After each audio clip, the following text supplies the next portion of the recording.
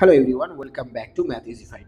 তো আয় ব্যয় সঞ্চয়ের এই অঙ্কটিকে সঠিক পদ্ধতিতে না করলে সময় কিন্তু বেশি লেগে যাবে। তো সঠিক পদ্ধতিটি কি দেখে নাও, যে আমরা যে টাকাটা ইনকাম করি, ইনকামটাকে কত ভাগে কি করি আমরা ইনকামকে আমরা হয় খরচ করি, নতবা কি করি সেভিংস করি, তাই না, বা সেভ করি।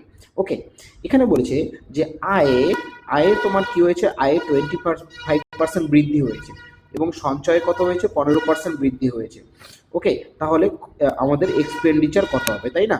তো আমি একটু এটা এইভাবে করে দিচ্ছি যে 25%, তো এখানে ইনকাম করে দিলাম, তাই না? এবার দেখো সিম্পলি, তারপরে প্রথম লাইনে কি বলেছে, যে এই ব্যয় এবং সঞ্চয়ের অনুপাত কত হতে হবে, 5:1। তো তোমাদের যেটা কাজ হবে এখানে, তোমাদেরকে কি ক্রস ক্রস করে বিয়োগ করে দিতে হবে। যদি আমরা এদিকে ক্রস করে বিয়োগ করি তাহলে এখানে কত হচ্ছে, 10।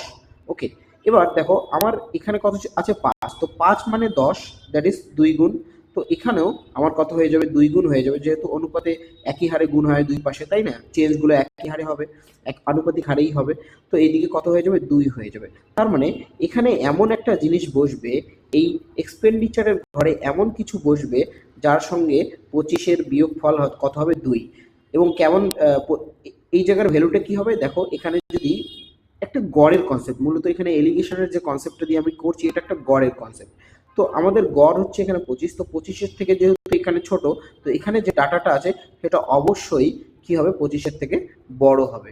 ওকে, তো এখানে আমরা কি করে দেবো, যে কোন সংখ্যাটা বসালে আমাদের আমাদের পার্থক্য 2 হবে, সেটা হচ্ছে 27। তো 27% যদি আমি বসিয়ে দিই এখানে, তাহলে কি দেখো 27 থেকে 25 বিয়োগ করবো, তখন তো টিকবে কত, 2।